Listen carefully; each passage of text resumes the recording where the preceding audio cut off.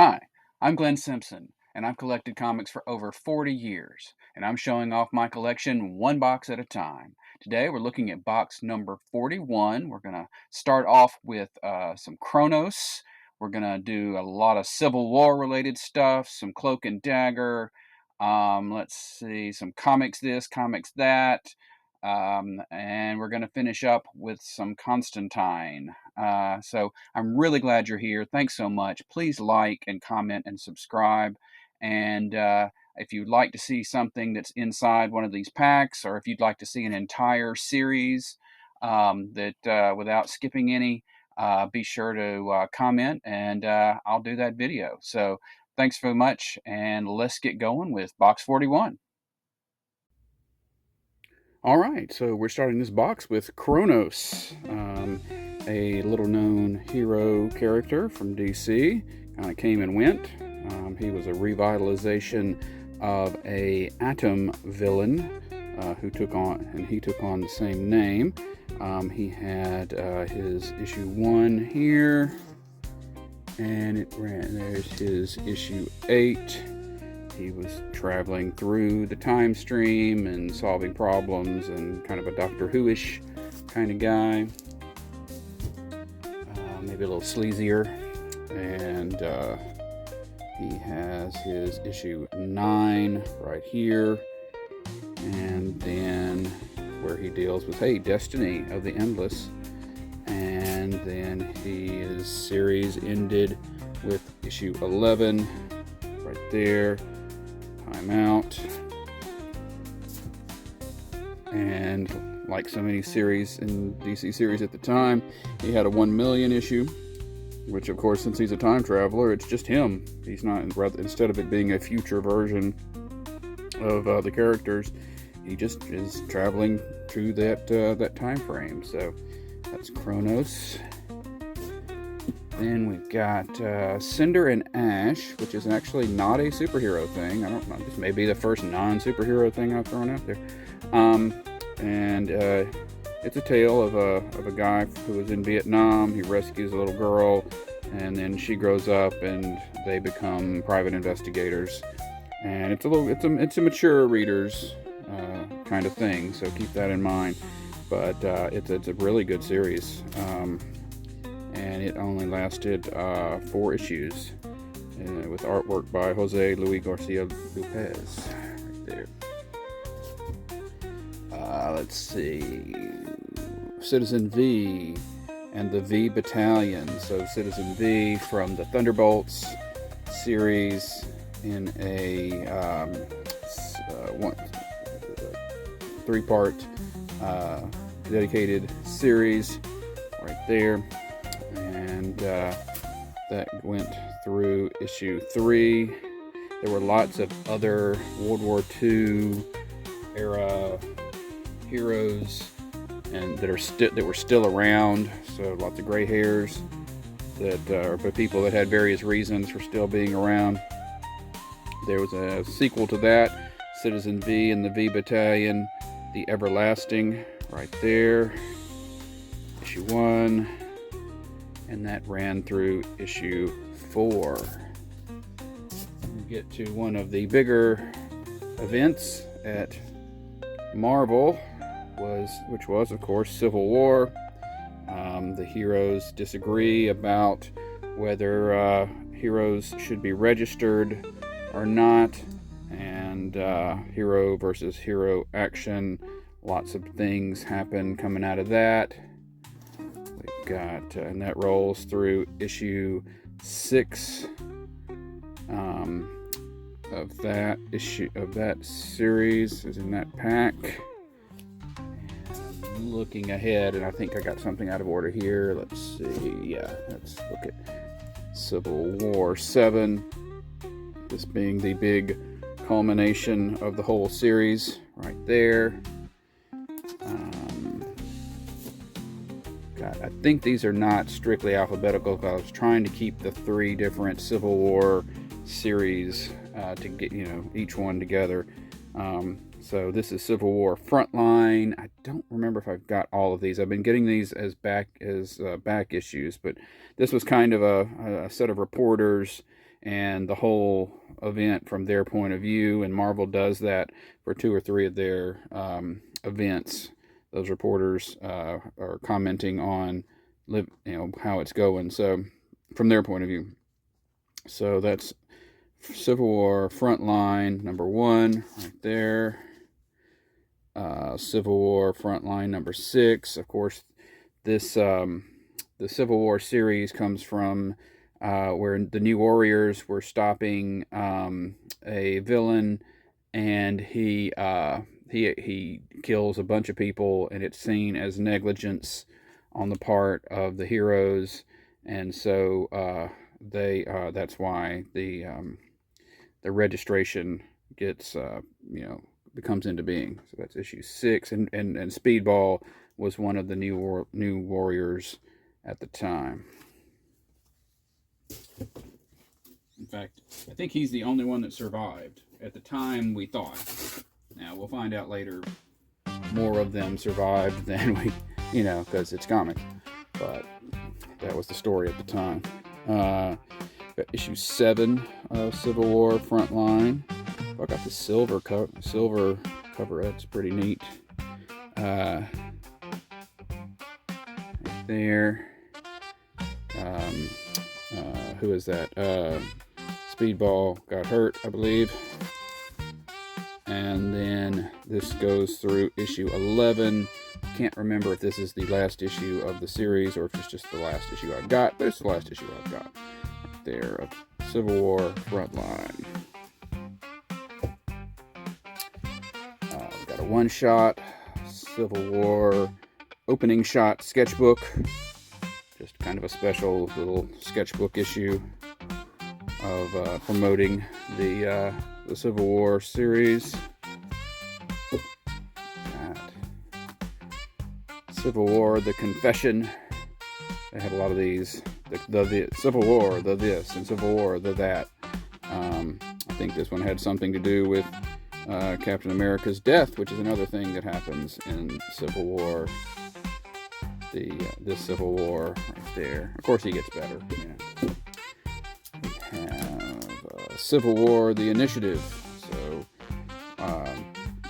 this is where we begin the registration process because Iron Man's side, who is the one who are pro registration, they win, and they start forming an organized system of registering heroes and distributing them through the country and the world, and well, maybe just the country, but that kind of thing. And this is where that gets its start in Civil War: The Initiative. Civil War: The Return. Darn, I can't remember who returns. Drawing a blank on who returns. It's not Captain America, because he, of course, dies in this thing. But somebody returns. So, and look at that. You got that snowbird in the snow cloud, snowstorm cover there. Got Civil War X-Men. X-Men having their own little conflict that is tangentially related to the Civil War fight, or going on at the same time. Quite possibly just a way of tying it in just to get you to buy more comics. And that runs through issue number 4 right there. We've got Civil War, Young Avengers, and Runaways. This was pretty good because this was two of the separate young hero teams team up to deal with the situation going on in Civil War, and the covers create one long image, which ends in issue 4 right here. So I recommend Young Avengers and Runaways. So then we get to the Secret War, the second Secret Wars, where they did various little mini-series that use the same name.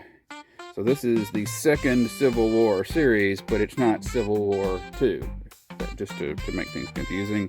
And so this is just a mini-series titled Civil War, and it's in some just alternate world where Iron Man and Captain America are still having a fight over something.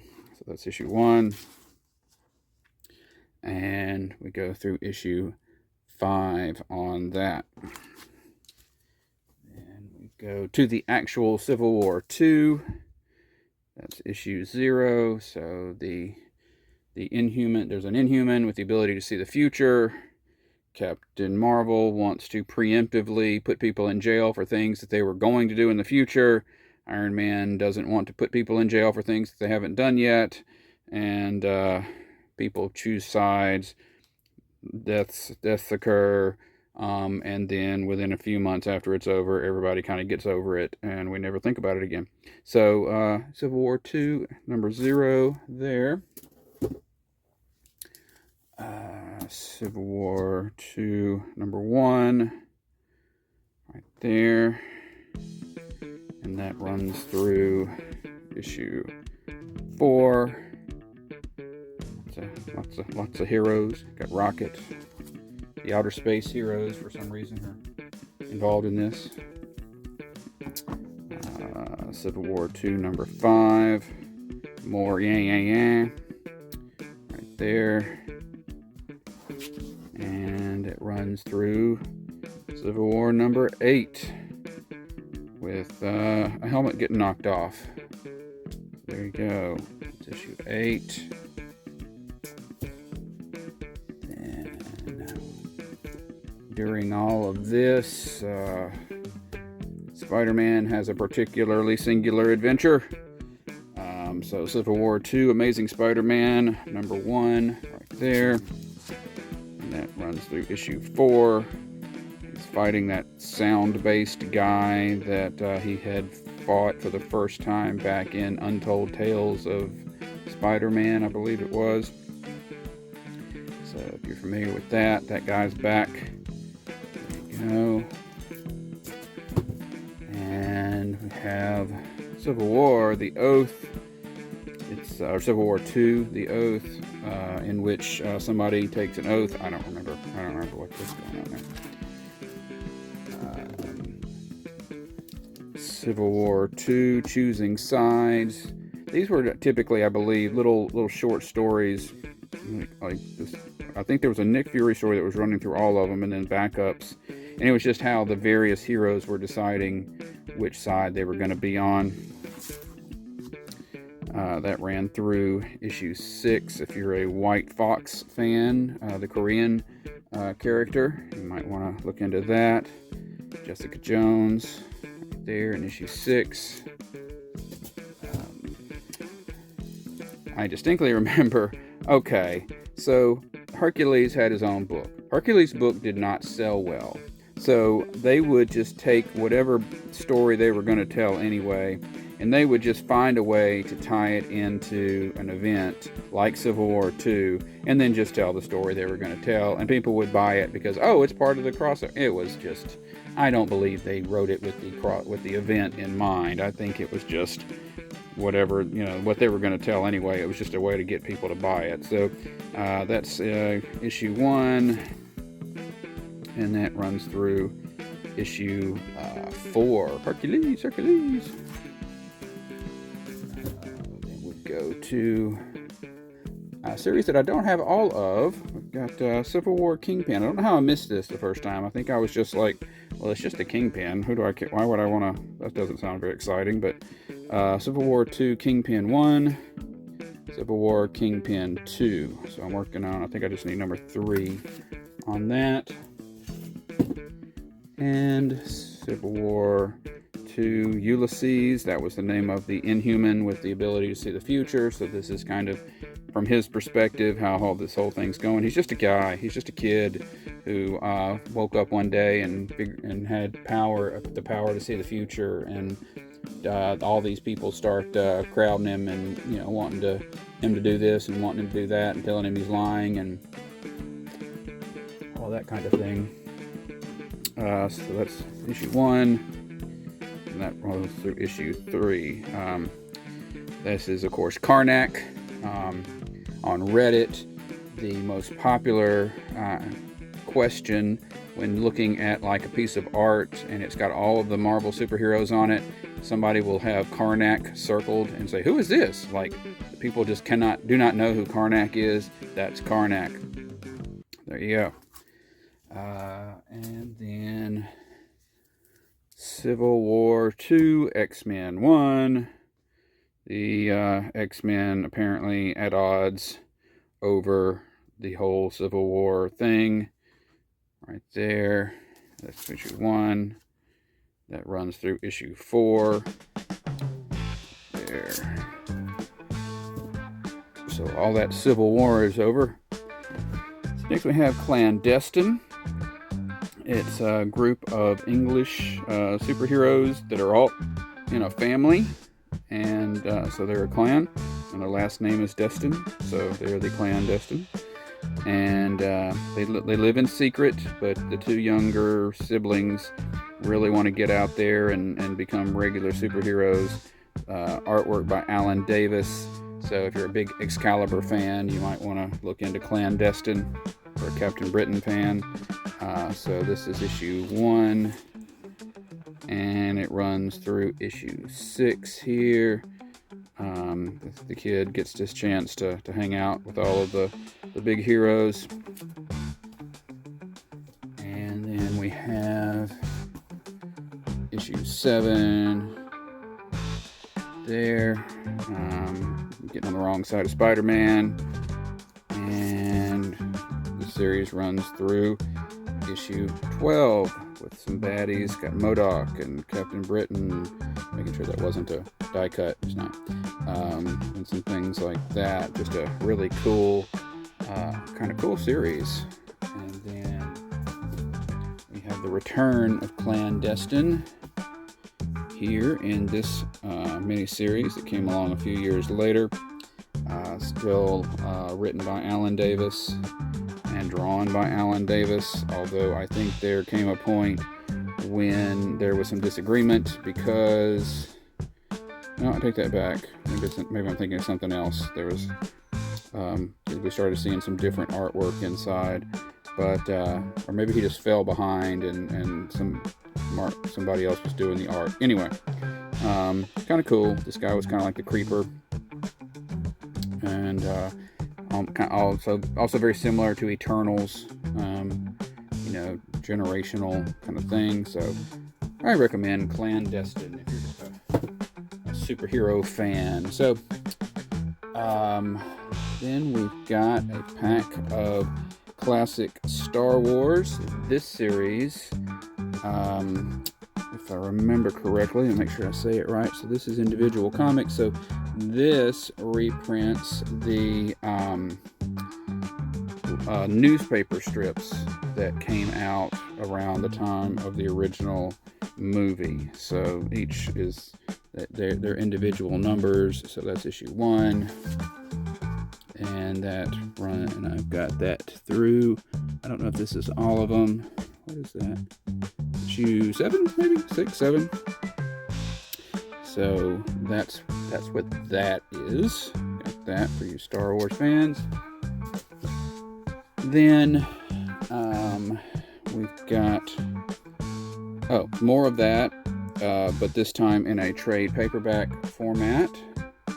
So classic Star Wars, The Rebel Storm, right there.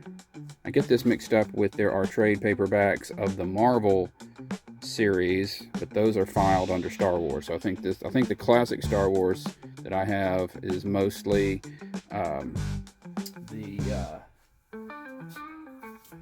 the original series, except for we'll get to that in a second. Anyway, trade paperback. This one's a trade paperback. Again, reprinting the newspaper strips right there. And we got one called Escape to Hoth. Got Darth Vader, Lord Vader. And that, volume 3. We've got, then we go to, sorry. Then we've got the Big Boy book, this Adam Hughes cover for classic Star Wars Return of the Jedi, which is Dark Horse doing, I guess, a reprint of would it have been Marvel, or it was still Goodwin and Williamson? I don't know, but it's a hot cover of the Return of the Jedi right there. And then people care slightly less about the issue 2 of that, retelling the story of the movie. We get to classic X-Men. So this was a series that came out in the mid to late 80s, and it just each issue reprinted a classic. From starting with Giant Size X-Men #1. This was kind of an abbreviated version of that story, but telling the stories sequentially, and also including backup stories that kind of fleshed out the story that it reprinted. Of course, this is Arthur Adams, and this image has been used all over. There's, on so many T-shirts, particularly the Wolverine image. So this is a very popular image on this book. It's issue 1. We got issue 4 right there. We got issue 5. That Havoc going up against Cyclops, and then issue 8, got the new X-Men versus the old X-Men, classic X-Men 8. Got issue 9 there, and then I go through issue 12. A little homage to one of the old covers, to the X-Men #1 cover, I guess. There in issue 12. Got issue 13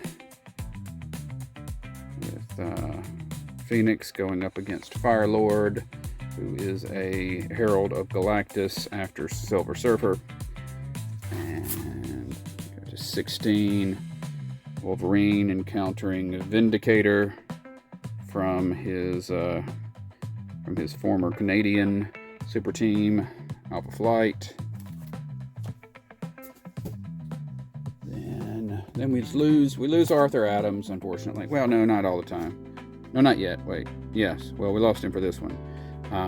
We've got this classic story of the X-Men getting caught up in a circus, and we got John Bogdanove, who would later go on to do a bunch of Superman work on the cover of that one. But Arthur Adams comes back eventually, and we've got issue 20 of the X-Men in the Savage Land fighting old Sauron. We've got issue 21. Still in the Savage Land. Good old Khazar and Zabu. Everybody keeping track of whether Zabu has a tail or not. Some say he does, some say he doesn't. And then by the time we get to 24, I do believe we've lost Arthur Adams, but that's okay. Kerry Gamble is still a great artist. So got this tale of the X-Men up against, I believe, Mandroids was the name. Issue 24. Go to issue 25 with X-Men going up against Moses Magnum. I remember the backup on this one associating Magnum with Apocalypse. But of course, when the main story was written, Apocalypse hadn't even been created yet. I do remember that. Issue 25. Issue 28, got Kieron Dwyer, I believe, and doing a cover, and this reprints a story focusing on Storm.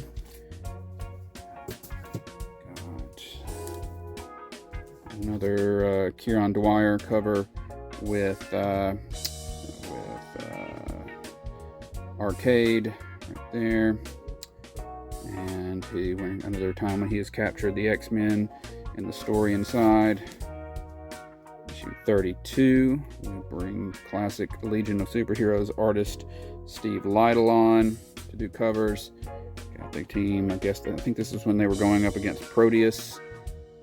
There.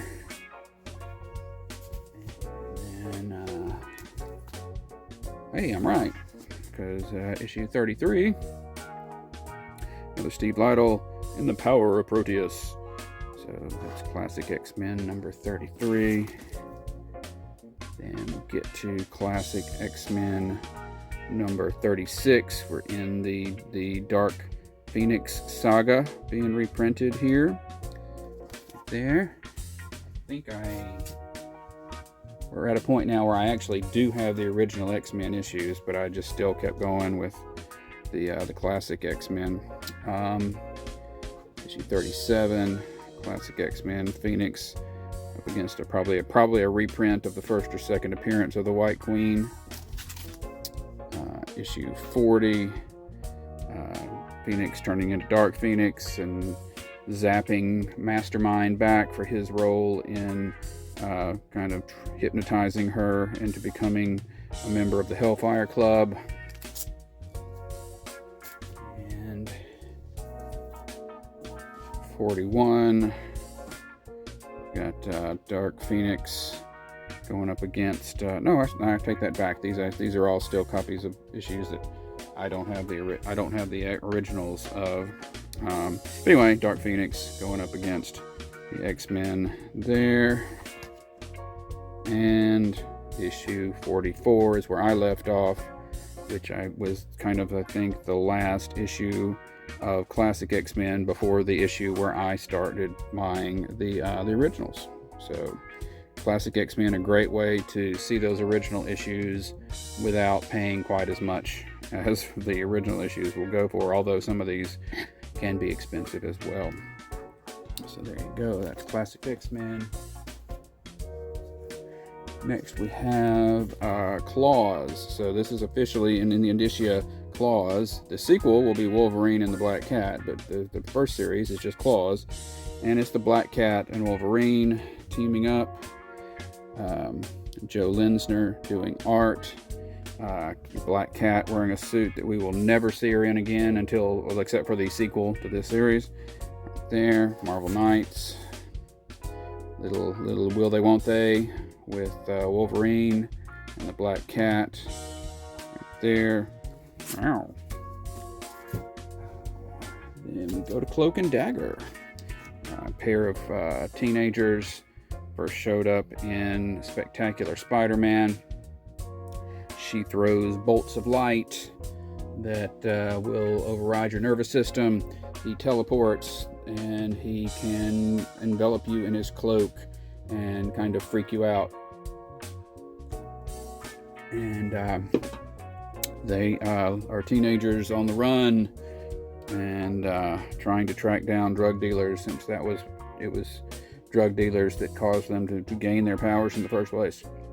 And so we see more of their origin and things like that in this series. So that's issue 1, and that runs through issue 4 right there. And they got that was apparently so successful they got their own series, and issue 1 happens here, right there, and then that runs through issue 5, dealing with Mayhem, who is another person who kind of gets powers kind of sort of in the same way. And, issue 6 there. There's an Arthur Adams cover in here. It's not to be missed. I think it's in a pack, so inside the pack, but I just remembered it. It's that, I believe it's the border cover, the 25th anniversary border cover is an Arthur Adams cover. It's really good.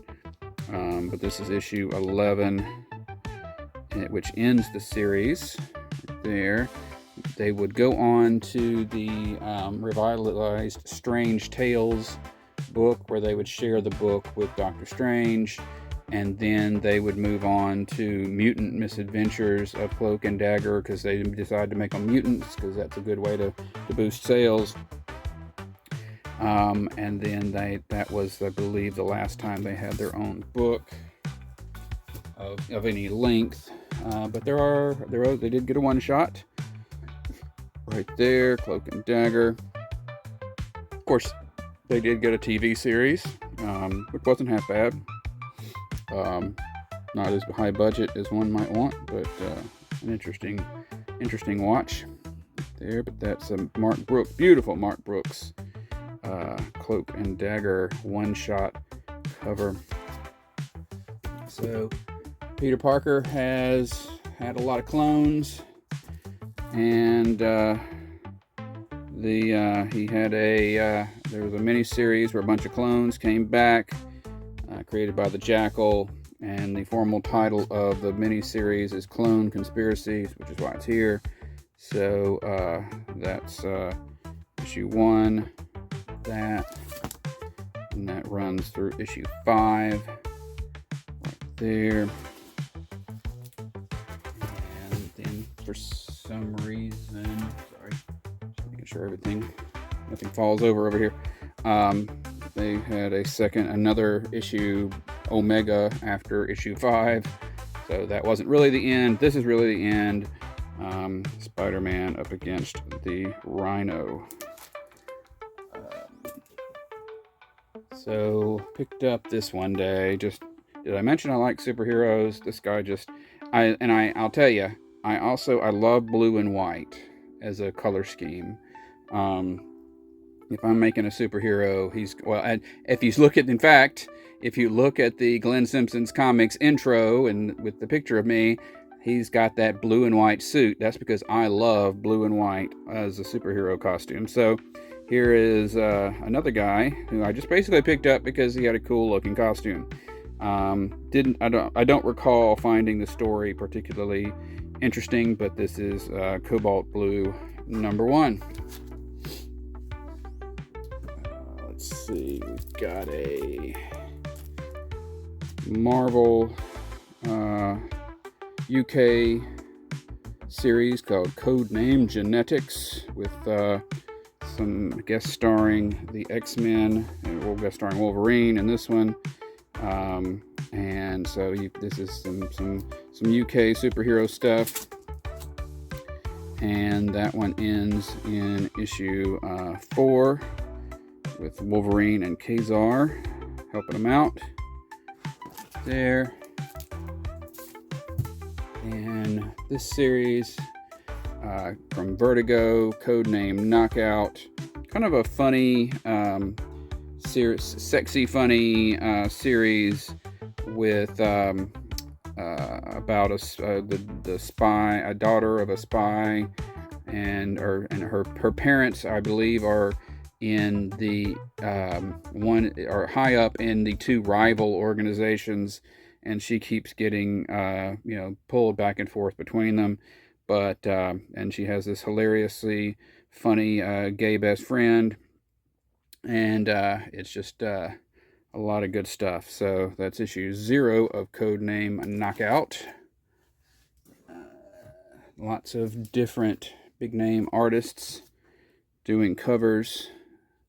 Got Codename Knockout #1 right here. And then we got Codename Knockout #8, where I believe she's infiltrated a girls' school, something like that. Right there, this is a flashback to when she was in school. That's what it is. There's 8.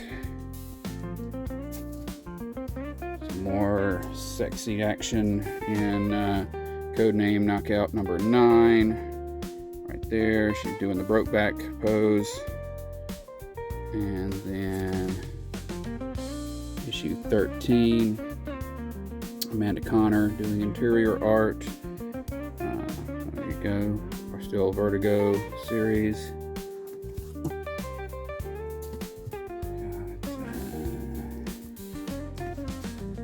14 with Jim Lee doing artwork on that cover. You Jim Lee fans. And I believe the series ends, or at least it ends for me, with issue 18, J.L. Jones doing that cover. She's fighting a double of herself right there. We jump to something completely different. So over at Marvel, they had their new universe, and one of the books that launched the new universe was called Spitfire and the Troubleshooters. And then Marvel figured out that nobody cared anything about the Troubleshooters, so they got rid of them and changed the name of the book to Codename Spitfire with issue 10. And it was so this female character in big clunky armor.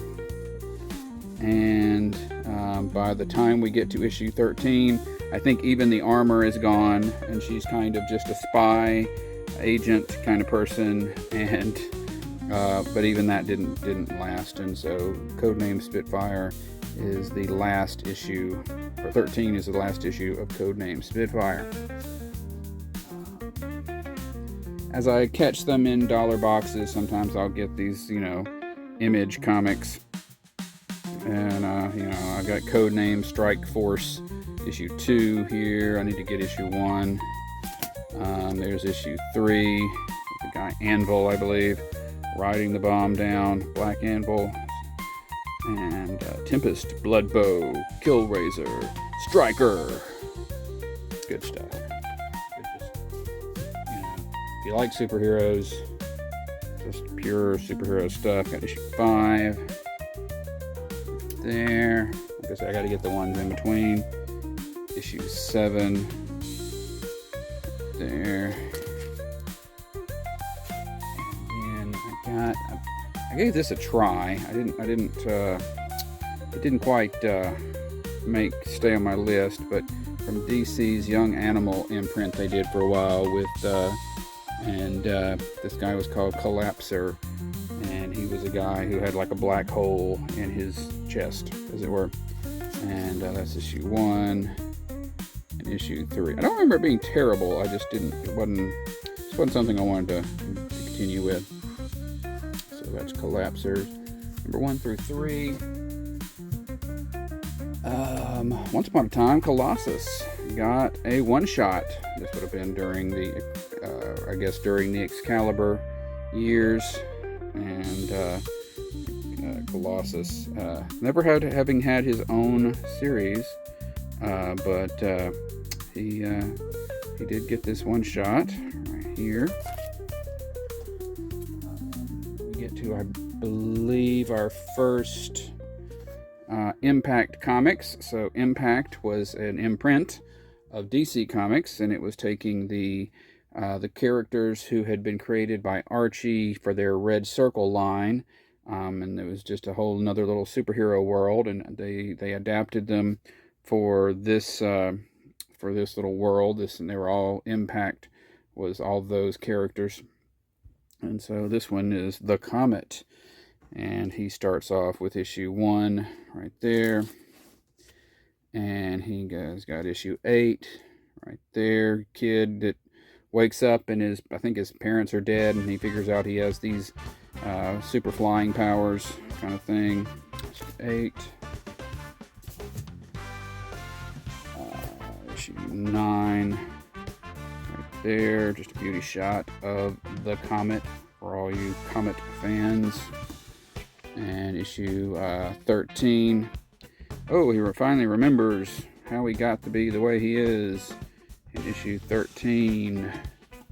And a story that will continue into issue 14. Right there, he learns more about how he got his powers. And then the series ends with issue 18. And so we move on.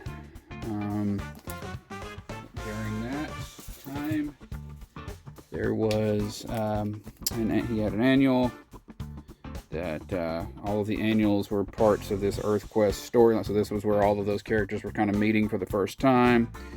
And there was a trading card at some point, but I don't know whatever happened to that. So we got, but that's the Comet annual. Got Comet Man, which was a 6-issue Marvel series, drawn by, the covers were by Bill Sienkiewicz. I think written by Billy Mooney from Lost in Space fame, the original kid from Lost in Space. And it's a guy who gets superpowers, and it's kind of dark, but he has people on after him. And this is issue 1 of Comet Man. He runs into She-Hulk and the Invisible Woman somewhere along the way, but then the series ends with issue 6. I think this all makes it seem like he's sort of a traditional superhero, but he's really not sort of functioning as a traditional superhero till maybe issue 6. You could argue that he's kind of got a costume and the power, understands what he's going to do, but because it's mostly about how he deals with the fact that he got the powers to start with. So anyway, that is Comet Man. Then in something that probably gets misfiled a lot, or filed differently a lot. Technically there's this line of series from Dark Horse called Comics Greatest World. That is actually the name of the series, and then each one of them has a colon, like Arcadia or something like that, but that doesn't show up on the cover. So these are sort of like sorted and grouped based on what I have to check the database to make sure I have them in the right place all the time. But anyway, this one, this was a bunch of superheroes created, and a bunch of them would go on to have their own books. We got X here with a cover by apparently Frank Miller. Frank Miller. And we've got Monster, who smacks the heck out of X here in issue 4, right there, week 4. And don't even go by the weeks. I don't know. I don't think I have all of any of them. But notice how this one's got the scale thing. So then another series within that has the lightning bolt hand thing. So all of the ones that have lightning bolt hand go together. So this one's Rebel. He's kind of a famous, like a Booster Gold type, covered by Jerry Ordway. The most important one, Catalyst, Agents of Change, because this is sort of where some of them team up. George Perez cover right there. Well, I guess that might be the second most important, because perhaps the most important was this one, which featured the first appearance of Barb Wire, which would go on to become a movie starring Pamela Anderson right there. And then we've got Motorhead with Vince Giorano doing cover art there. And another version with that doing Division 13. And that group also had Hero Zero, a giant robot kind of character. So I don't have all of these, but I'm trying to get them all just to complete the sets. It's more like trading cards than anything else. And I just happen to have, before the internet, we had things like, we had magazines about comics, and one of them was David Anthony Kraft's Comics Interview, and, I have this 50th issue, which has an interview and lots of cool George Perez artwork in it right there. So if you're a Perez fan, you might look for Comics Interview 50, number 50. And I just picked this up one day when it came out, the facsimile of Conan the Barbarian #1. Not a big sword and sorcery. Weirdly enough, I like playing like D&D, but I don't care that much for reading it in comic books. So but this is of course a facsimile of the original Marvel Conan the Barbarian first issue. And I picked up Conan the Barbarian 2099 from this series of one-shots that came out a few years ago, just for the fun of it. I read it, but I don't even remember what happened in it. Some dude. We have the recent Concert of Champions. So we got Dazzler and Lila Cheney, and some other character that's a rock singer, and so it's all about them doing a big concert for mutantdom, and all the superheroes are attending right there. Oh, it's one of the, yeah, never mind, I can't remember her name. Jumping over back to DC, we've got Congorilla. So Congo Bill was one of their original, really old school characters, and then in an attempt to make him more of a superhero kind of guy, they created the idea of Congorilla. So there was this golden gorilla, and Congo Bill could swap minds with it when he needed to. So then he would have the body of the gorilla. So then years later, when we're getting into kind of that period when the weirdness of like Doom Patrol becomes the hot new thing, before, not quite to Vertigo yet, but weird books are starting to take over. They do this 4-issue series, Brian Bolland doing covers, and it's just a different take on Congorilla. And we got issue 1, and that goes through issue 4. So clearly not a Brian Bolland cover on issue 4. I think Congo Bill, somebody steals the ring that lets Congo Bill get into the body of the gorilla or something like that. So, and he has to fight him to get him back. Issue 4. We've got Connor Hawk, Dragon's Blood, from the pages of Green Arrow, the son of Green Arrow, which is kind of confusing since Green Arrow keeps getting de-aged. But we've got Connor Hawk having an adventure, a solo adventure here. That's issue 1, and that goes through issue 6 right there. Got Conqueror of the Barren Earth, from 1985. Kind of an interesting series. Kind of a sci-fi, alternate world, other planet. Dune has like kind of a flavor of Dune on it.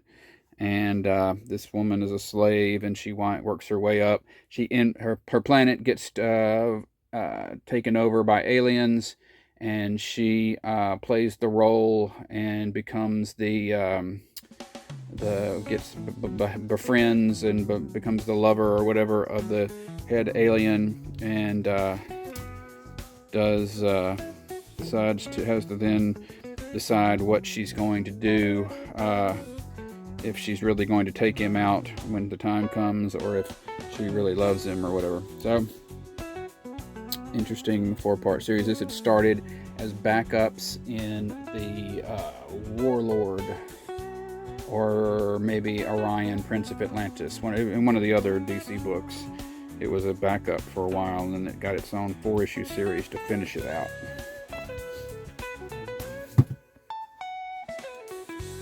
We'll jump over to Conquest 2099, not recently published series, taking place in that 2099 future, and they've created a bunch of new 2099 versions of modern heroes, and they're all having an outer space adventure. There's vampires, and there's a future Red Hulk, and Wolverine is Nova, and just all kinds of nuttiness. And that ends, and of course we've got Miguel is there, Spider-Man 2099. issue 5 right there.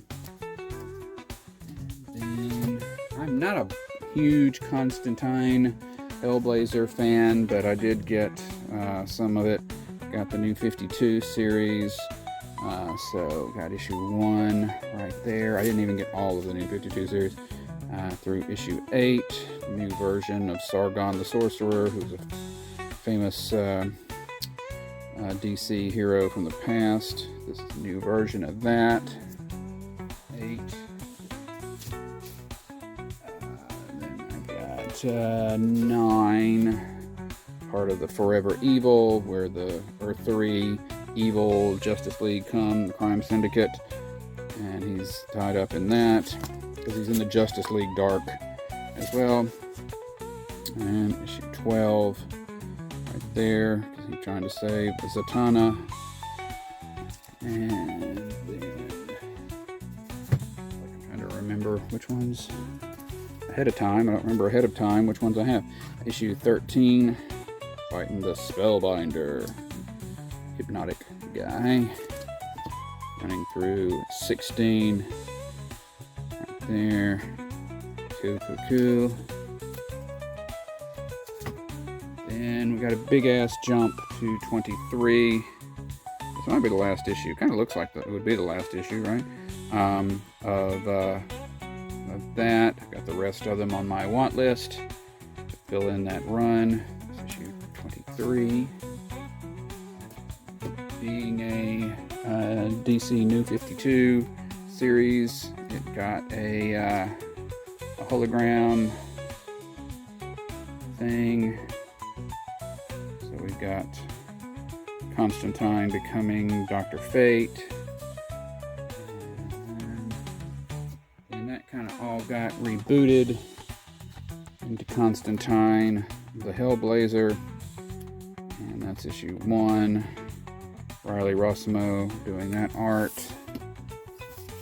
Issue 2 there. And these need to go in a little pack. I need to do that. But issue 3 right there. And that is all of that box. All right, that was 41. Next time we'll do 42. We're going to start off with Contest of Champions, some countdowns, some Crimson, and we will end with not the Crisis, but at least something that starts with the word Crisis. So I hope you'll be here, and thanks so much for watching, and I hope you have a great day.